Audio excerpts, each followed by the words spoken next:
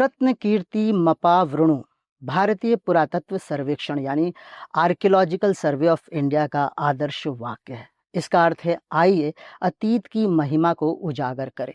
इस संस्था का काम है भारत के पुरातात्विक इतिहास को तटस्थता के साथ हमारे सामने लाना। इससे उम्मीद की जाती है कि यह बिना किसी राजनीतिक दबाव के काम करेगा, लेकिन क्या यह ऐसा कर रहा है? क्या भारत में इतिहास का कोई राजनीतिक एजेंडा है? आइए इन सब बातों पर आज हम चर्चा करें।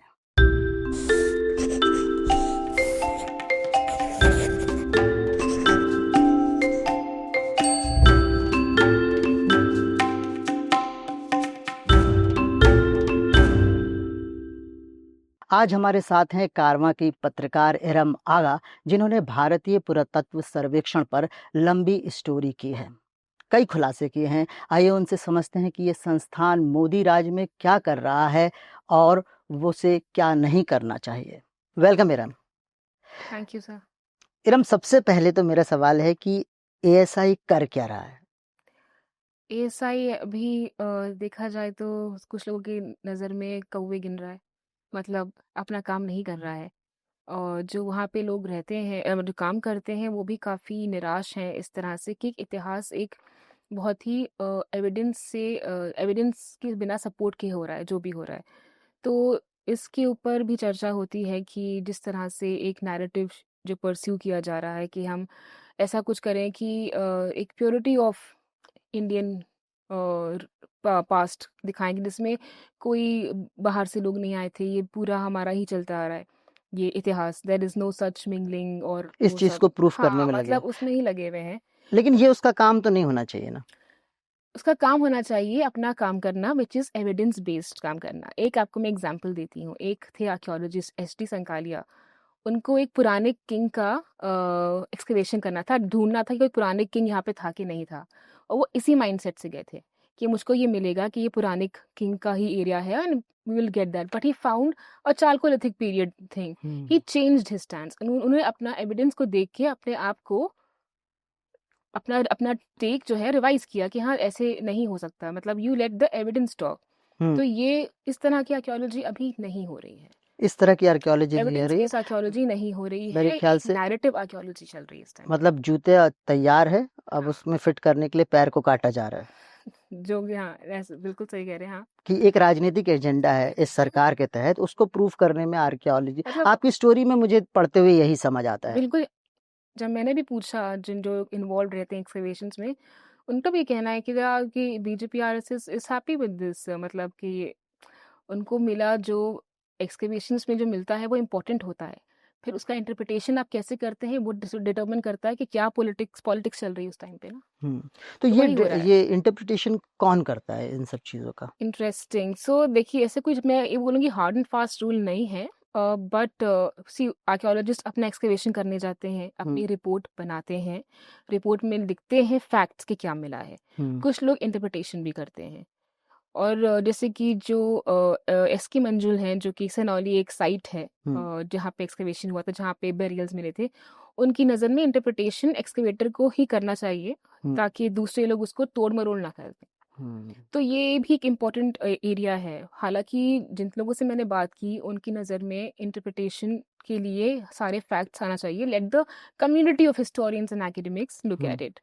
बट अकॉर्डिंग टू अभी जो फिलहाल लोग हैं एसआई में जिनसे मेरी बात हुई है, स्पेशली मिस्टर मंजूर, ही सेड दैट कि इंटरप्रिटेशन तोड़ मरोड़ना होता था पहले अंडर वेस्टर्न इन्फ्लुएंस। वो उनकी नज़र में पहले होता था। तो like interpretation should be in the hand of the excavator.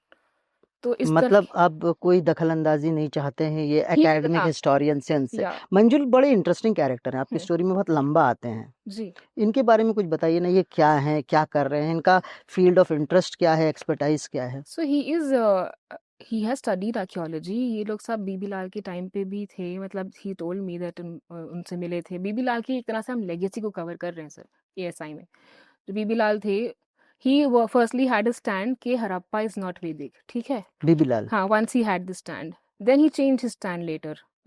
Are S Sharma ने इसके बारे में लिखा भी है अपनी किताब में, दैट ही चेंज स्टैंड कि नहीं, फिर वैदिक हड़प्पन उन्होंने बाद में ऐसा बोल दिया। तो ये उनका ही मुझे इन्फ्लुएंस आज भी एसआई में दिखता है जितने भी, मतलब सब तो नहीं बोलूँगी, some are resistant, but anyone who's in doing important excavations or holding director post or holding some important posts is a proponent of Vedic is Harappan. So, which is exactly what is happening, since past. Like VV Lal was also the same thought. बीबी लाल मतलब 1953 Yeah. वाले। तो उन्हीं के time से ही सब लोग काफी उनसे आपने उनके influence बारे हुए। में लिखा है कि वो बहुत महाभारत और रामायण के इंथुजियास्ट थे। हम्म वो हर चीज हाँ, मतलब डेट, हाँ, उन्होंने क्या मैं इस रिपोर्ट पे भी तो काम किया था जो अयोध्या में हुई थी। हम्म उनके टाइम पे वर्ल्ड आर्कियोलॉजी सबमिट हुआ था, उस टाइम पे भी काफी जिन लोगों से मेरी बात हुई उस टाइम पे, they said that it was an embarrassing moment. B B Lal and gang had hijack that event. मतलब क्यों? उसमें एम्बैरेसमेंट ये हुआ था कि डिमोलिशन के बाद था। सो दिस तरह की agenda based according to them वहाँ पर डिस्कशन हुआ था। आर्कियोलॉजिकल एकेडमिक इंटरेस्ट ऐसा कुछ नहीं हुआ था। So this is what happens in archaeology, जब आप पॉलिटिक्स में लग जाते हैं। हम्म उन्होंने मुझसे ये कहा था, लिटरेचर जो है वो एग्जैजरेशन हो सकता है, फैंटेसी नहीं हो सकता। तो जो लोग बोलते हैं कि लिटरेचर को, लिटरेरी टेक्स्ट को आर्कियोलॉजी से ना लिंक करें, वो उनको जवाब ही दे रहे थे कि वो टाइम गया उनकी नज़र में। The thing is that these things are happening without any academic or historical backing. So he says that कि you can say कि it was an exaggeration, कि सरस्वती को क्यों बोलते हैं कि सरस्वती सिविलाइजेशन थी, because then you give it a Vedic background, it becomes a Vedic मतलब legitimacy मिल जाती है। That's why this is Saraswati. So if you say कि ये नहीं सरस्वती तो mythical river है, तो वो आपको कैसे बोलेंगे कि mythical river नहीं है? वो कहेंगे कैसे कि वो real river है, कैसे? क्योंकि वो ऋग्वेदा में mentioned है, अम्बिता में, नदीता में। So which means that it was there, and how can a river be mythical? So this is exactly the quote Rig Veda to say this is a fact. तो this is what is happening. तो literary text को एक तरह से archaeology से link किया जा रहा है कि ये उसमें लिखा है तो ये हुआ था। मतलब कुल मिलाकर कवायद ये है कि आप आर्यन जो इन्वेजन थ्योरी बहुत समय से चलती आ रही है कि आर्यन बाहर से आए, माइग्रेशन। यहाँ बसे और इसके बाद उन्होंने वेदों की रचना की और उसके बाद एक कंटिन्यूटी है, उसको उसको डिनाय करने के लिए और उस थ्योरी को डिनाय करते हुए इतिहास को, आर्यन इतिहास को इंडस तक जोड़ने की एक कवायद आर्कियोलॉजिकल सर्वे ऑफ इंडिया में दिखती है। बिल्कुल दिखती है। और इसकी आई थिंक शुरुआत हो ही गई थी 2018 में, अगर हम जाएं, जब सनौली के एक्सकवेशंस हुए थे। Nobody is saying the findings are not relevant or important. The findings are very important, but उसका interpretation again is only serving Hindutva, जो अंडरस्टैंडिंग ऑफ इंडियन पास्ट है कि बेरियल्स में आपको सॉलिड व्हील वाले कार्ट्स मिले हैं, तो उनको चैरियट बोलते हैं। एक्सपर्ट्स ने बोला भी कि this is not the horse driven chariot, but उनके लिए ये इंपॉर्टेंट है। अगर आप हॉर्स ले आएंगे, विच मीन्स आर्यंस बाहर से नहीं आए थे, विच मीन्स हॉर्स ये सिनौली का जो खुदाई है वो पहले की है ना, आर्यन सभ्यता से पहले की मानी जा रही है या कार्बन डेटिंग के हिसाब से, या इसलिए वहां अगर घोड़ा दिखा देते हैं हाँ, तो वो तो तो ये हो जाएगा कि हमारे पास पहले से ही एक वॉरियर क्लास था, मतलब जिसके पास सारे वेपन्स थे। तो वॉरियर क्लास मतलब क्या हुआ, महाभारत हुई थी। तो कभी कभी अच्छा कंसिस्टेंसी भी मुझे कभी लगता है मंजुल में नहीं है। एक स्पीच बोलते हैं वो, उसमें वो बोलेंगे कि I am not saying that Mahabharata है, फिर then he will say this is Mahabharata. And it is very frequently that he does this. He will say, I'm not saying this is Mahabharat. Then he will say, this is Mahabharat. Either you say कि महाभारत हुई थी, or you don't say, but even if publicly he will speak this, he will say कि I'm not saying this is a Mahabharat scene, but later on he'll say कि जो cultural layer है वो महाभारत की है, which means इस layer में महाभारत हुई थी। I don't know why he's inconsistent about this. If you believe in something, then you should be consistent about it. But I found that every time you meet him, he will always say these two things in the same interview. आप तो पुराने समय से ASI को cover कर रही हैं, in fact कारवां से जुड़ने से पहले भी एएसआई को नेटवर्क 18 के लिए कवर कर रही थी। तो उस समय जब आप कारवां में नहीं थी, या मोदी सरकार नई नई आई होगी, या मोदी सरकार से पहले किस तरह का काम एएसआई करता था? मतलब उस समय क्या ऐसी जिद होती थी कि इंडिया को प्रूफ कर दो कि एक ग्लोरियस पास्ट है, महाभारत भी हुई, रामायण भी हुई? नहीं था तो, बिकॉज अगर आर एस शर्मा की किताब मैंने पढ़ी है, उसमें तो he has warned against this nationalist approach. It was there in the past also, and excavations कुछ हुए भी थे जिसमें they were trying to look for different deities, Indian deities के। बट एक थ्रस्ट होता है ना, एक तरह से आप, मतलब आपका जो पूरा इन्वेस्टमेंट जा रहा है। देखिए ना, डॉक्यूमेंट्री बनाई सनौली के ऊपर, आप उसका बड़ा लंबा जिक्र है या आपकी मतलब स्टोरी में। आपका इन्वेस्टमेंट कहाँ जा रहा है? आप ये देखिए ना कितना जोर लगा हुआ है। राखी गढ़ी की रिपोर्ट्स आई, हम्म। जो साइंटिस्ट उसमें काम कर रहे थे उसको उसी अपनी रिपोर्ट को ही वो कर दिया कि वैदिक पास था। मतलब they are just trying to go against the tide also in their own study also. तो एक even in the past if there was this, because these things have been won trying to say कि democracy हमारे पास पहले आई थी, सब कुछ पहले आया था, ये एक अप्रोच होती है जिसको एक बहुत ही अच्छे से आर एस शर्मा ने अपनी किताब में भी मेंशन किया है। Hmm. He saw that way beyond, way ahead, मतलब पहले ही हो चुका था। तो it is just continuing just that किस स्केल पे आज हो रहा है, और आज गवर्नमेंट बैकिंग है, मतलब देयर इज गवर्नमेंट बैकिंग। अभी हम आएंगे और भी जो एक्सकवेशंस हुए हैं जैसे Vadnagar and all, you see how government is investing in trying to rewrite the past.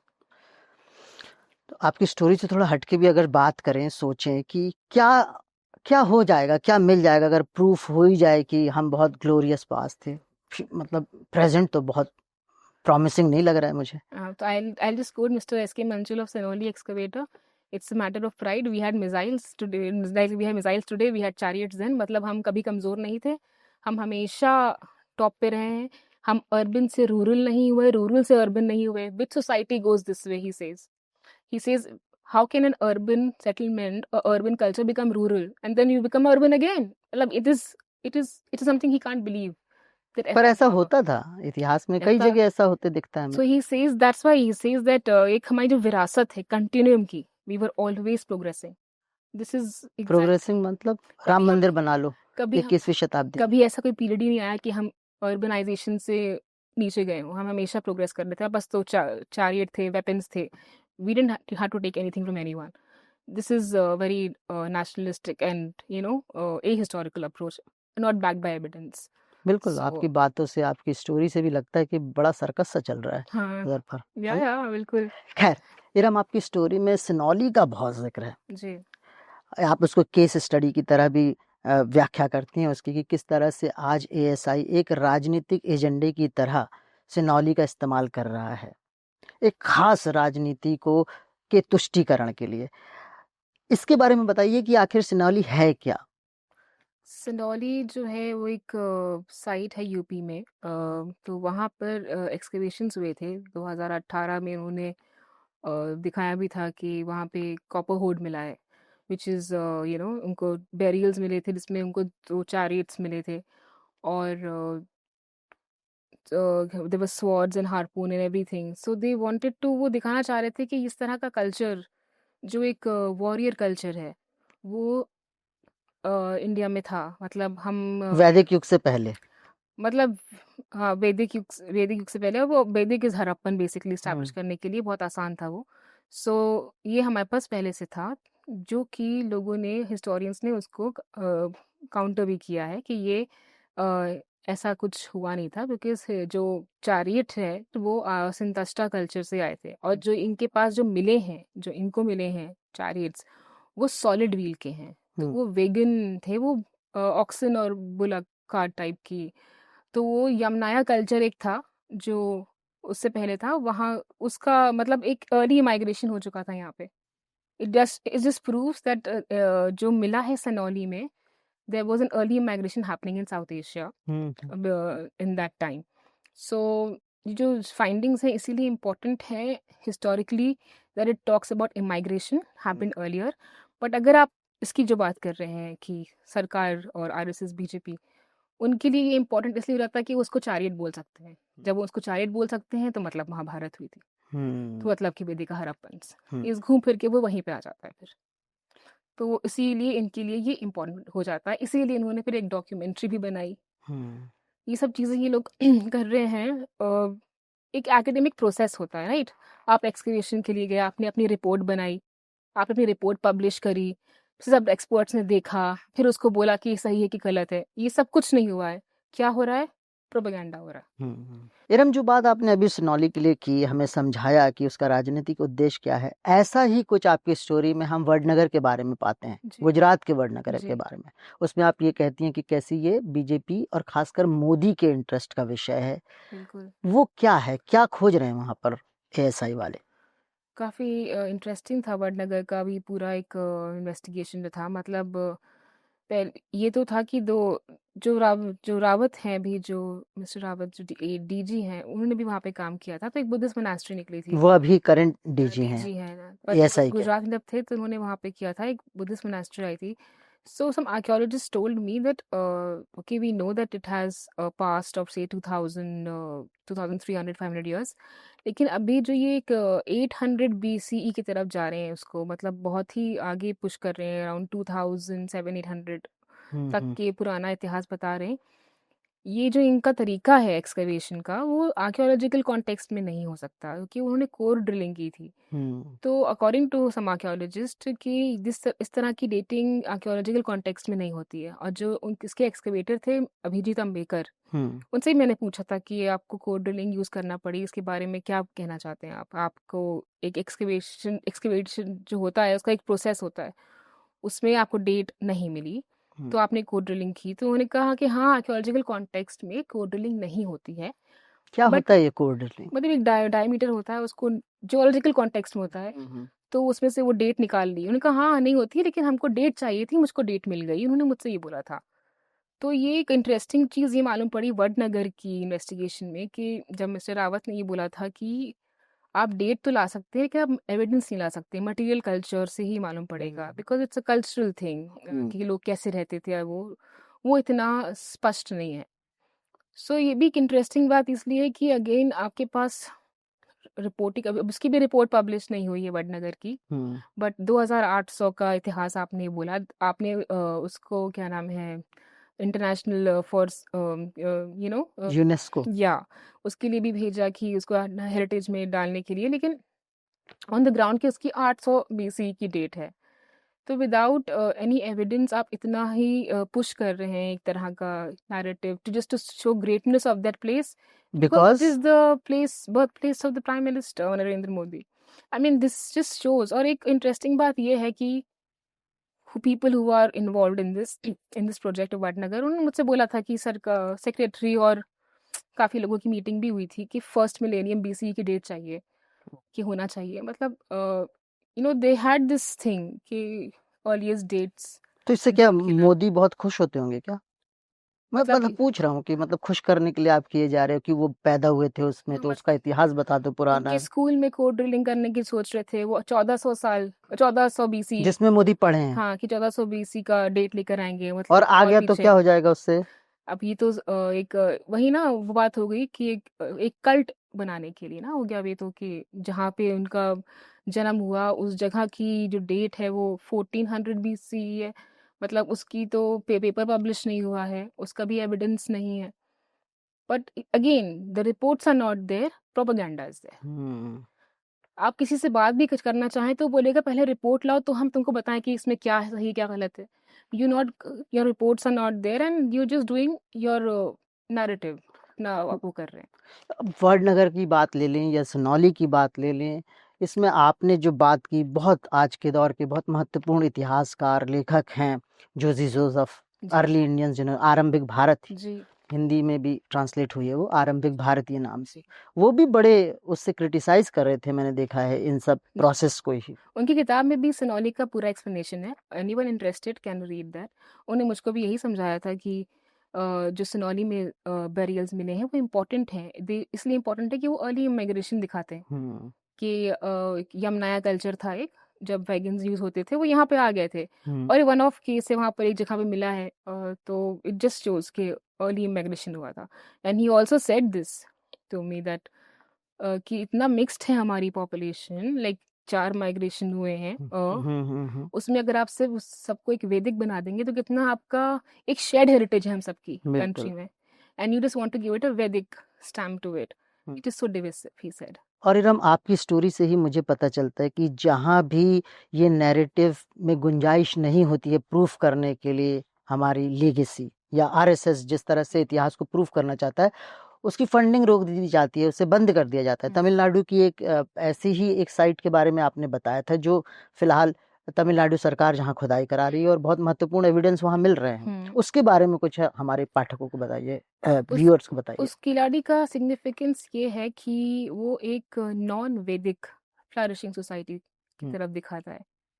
और जिन लोगों से मेरी बात हुई थी जो इसमें इन्वॉल्व थे, उनका यही कहना था कि they did not like the fact कि जो एक्सकवेटर हैं अमरनाथ रामकृष्ण, उनको नॉर्थ साउथ जिस तरह का एक बायस दिखता है उसके बारे में उनको ऐसा लगता था, तो इसलिए one of the person involve जो थे उसने उन्होंने मुझे बोला था कि ही यूज्ड टू से नॉर्थ इंडिया बायस है या साउथ इंडिया को कम अटेंशन मिलता है।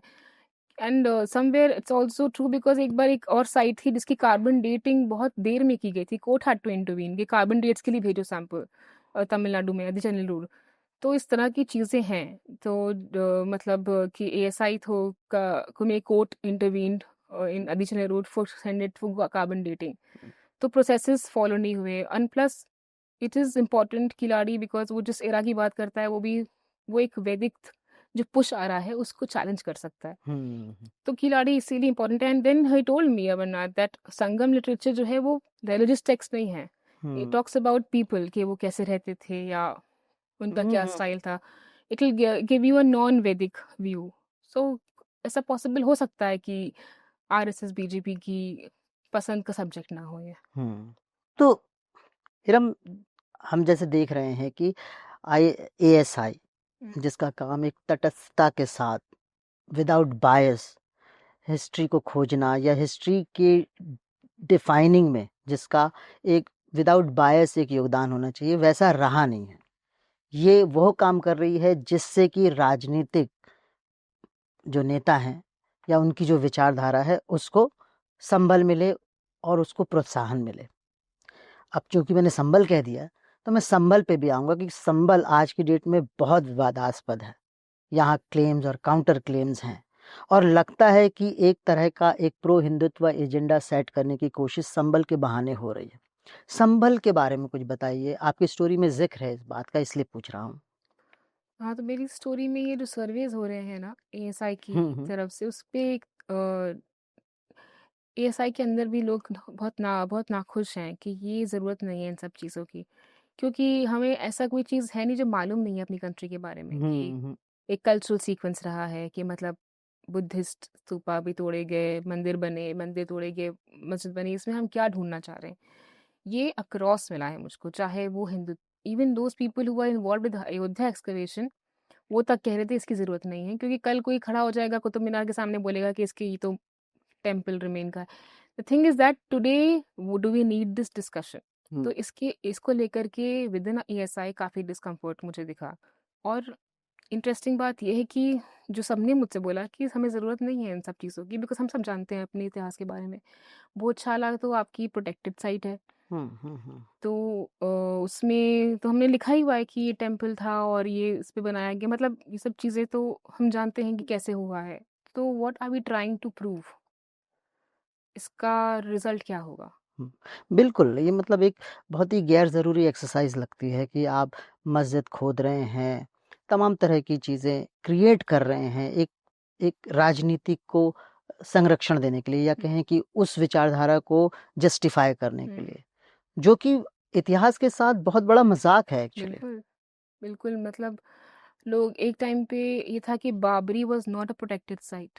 तो इंडिया हिस्ट्री कांग्रेस एक जो बॉडी है, उसने रिक्वेस्ट की थी कि आप बाबरी को प्रोटेक्टेड साइट बना दीजिए। बट अगर आप देखें तो भोजशाला शाही मस्जिद तो प्रोटेक्टेड साइट है, but they are still in the centre of this politics. मतलब I think places of worship act अगर अप्लाई हो रहा है तो यू आर फाइन। मतलब somebody said this said, you just have to say we have a special provision in place, there is no scope for this politics, बिल्कुल nobody is saying it। ऐसा मतलब ASI के अंदर से ही ऐसी आवाज़ Yes, आनी चाहिए। बिल्कुल, या बिल्कुल, लेकिन क्या करें, अब जुडिशरी को भी आपने देखा, हमने खुद जस्टिस चंद्रचूड़ को कवर किया था, फॉर्मर सीजेआई वही को। वही उनके एक लाइन, मतलब फैसले ने एक तरंग हलचल पूरे देश में ला दी। या इतने बड़े जज होते हैं, इतने बड़े अधिकारी होते हैं, इतने बड़े नेता होते हैं, इतना भी विजन नहीं होता है कि वो क्या बोलेंगे और उसका क्या असर तो एसआई पड़ेगा। ऑफिशियल ने कहा था someone has to just say that we have a special provision of places of worship act, we don't need these things। Absolutely.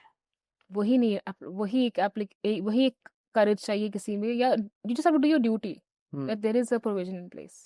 ASI वाले ये कह रहे हैं कि किसी को ये कहना चाहिए कि हमारे पास ये कानून है। अब वो शायद वो कोर्ट की तरफ इशारा कर रहे हैं कि किसी को ये कहना चाहिए कि, और एक ऐसा ऑफिशियल ने ये भी कहा था कि हमारी अगर लीडरशिप स्ट्रांग होती तो ट्रायल कोर्ट को कैसे हैंडल करना, ये इस फील्ड कैसे नेविगेट करना है, अगर स्ट्रांग डीजी होता तो शायद वो मैनेज कर लेता। तो उनकी नज़र में भी DG is not very somebody who can assert in a way कि ये सब ट्रायल कोर्ट के litigations कैसे हैंडल करने हैं, क्योंकि how to navigate this space, maybe there is a possibility within ASI।